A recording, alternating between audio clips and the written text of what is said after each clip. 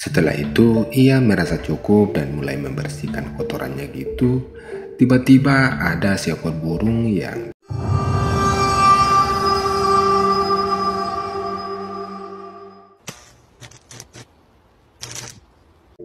Assalamualaikum warahmatullahi wabarakatuh dan selamat datang di Zona Horor. Di episode kali ini saya akan menceritakan salah satu kisah horor yang dialami oleh teman saya.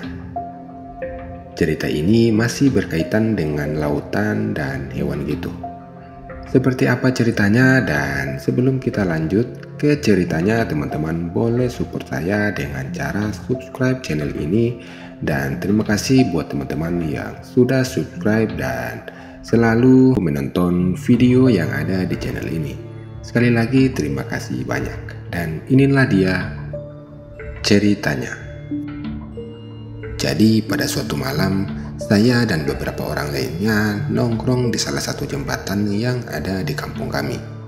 Sembari bercerita tentang pengalaman-pengalaman mereka, namun saya lebih tertarik dengan cerita pengalaman dari teman saya yang satu ini. Sebut saja namanya Ray.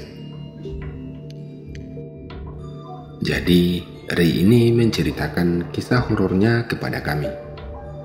Pada siang itu ia mengatakan bahwa sangat-sangat ingin keluar mencari ikan segar dengan cara dipancing gitu.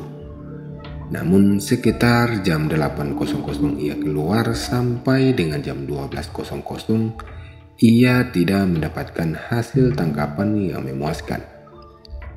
Jadi si Ray ini tidak mendapatkan apa-apa di siang itu. Karena si Ray ini juga udah kebelet pengen makan ikan segar. Akhirnya ia memutuskan buat mancing di malam hari menggunakan sekoci atau perahu kecil gitu. Nah, jadi berangkatlah tuh si Ray dari rumah ke pantai dan mulai mencari-cari perahu atau sekoci yang menurut ia cocok untuk dia bawa.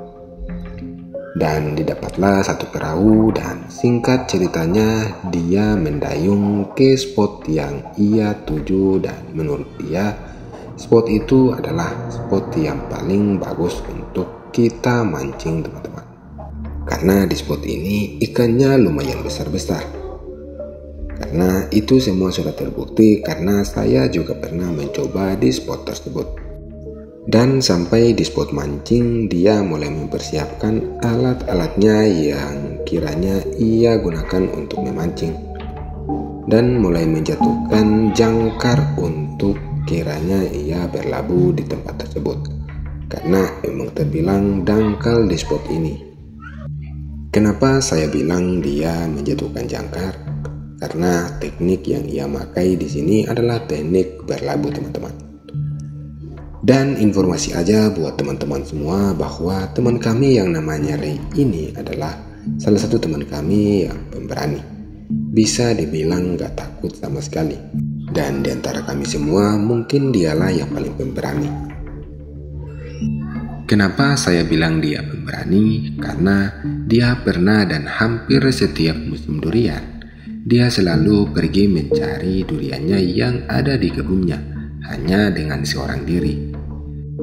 Dan jalan yang ia lintasi pun cukup bikin kita merinding atau berpikir dua kali buat pergi ke sana.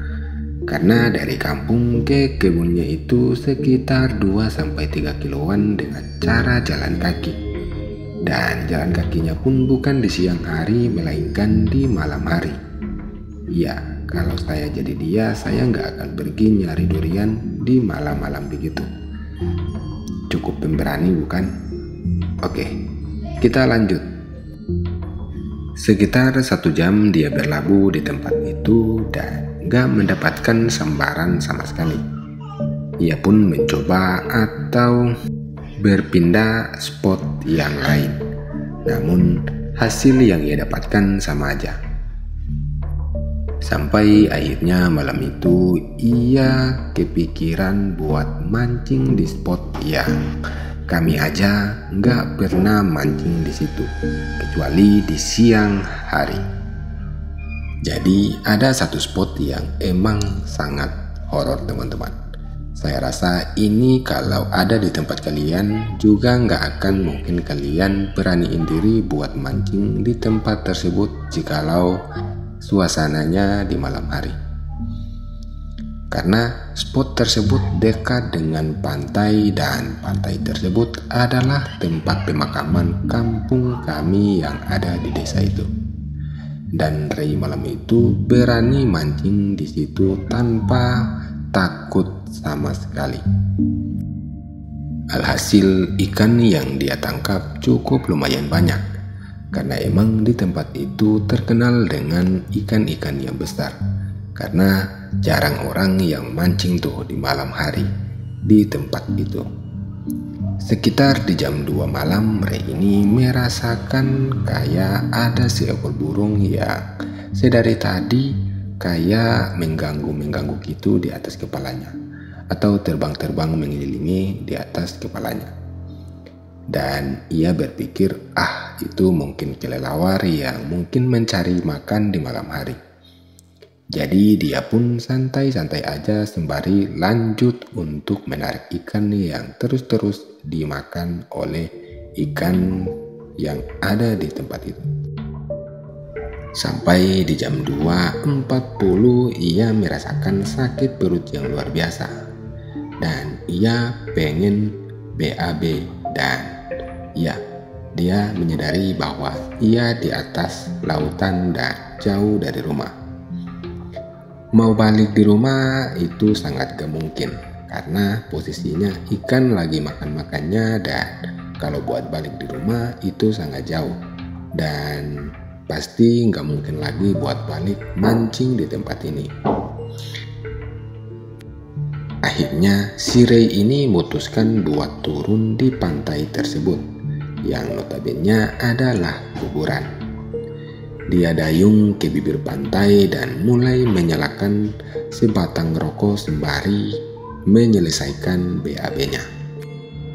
Setelah ia merasa cukup dan mulai membersihkan kotorannya atau nyebung gitu teman-teman, dan tiba-tiba ada seekor burung yang datang dari atas yang disadari sama si Ray karena kipasan sayapnya dan anginnya itu mengenai si Ray ini. Karena kaget, Ray berlari dan nyemplung di dalam air. Kata si Ray, burung itu sangat-sangat besar dan ia baru pertama kali melihat burung sebesar itu. Jadi, posisi burungnya itu terdapat di atas kepala si Ray ini. Kayak seolah-olah nunggu kepala Ray ini buat muncul ke permukaan. Namun setelah beberapa menit, sambil menahan napas di bawah air, Ray nengok ke atas. Dan burung tersebut udah menghilang entah kemana. Sambil diceritakan cerita ini ke saya nggak bisa bayangin kalau saya yang ada di posisi Ray. Mungkin saya udah dibawa terbang sama burung tersebut. Waduh. Dari situ Ray bilang sebelumnya ia nggak setakut malam itu. Katanya malam itu saking takutnya bulu babi yang ia injak sekalipun, dia sudah tidak pedulikan lagi dan dia tidak merasakan apa yang ia injak.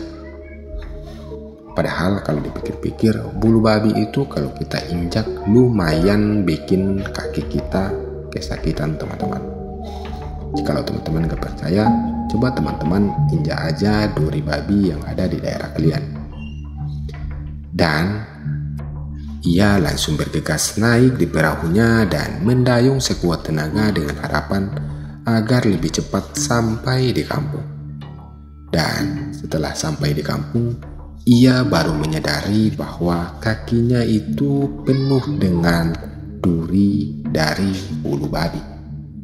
Waduh, saking takutnya dia gak rasa waktu dia nginjak. Sampai dia udah mulai tenang, baru dia merasakan bahwa ada sesuatu yang ada di kakinya.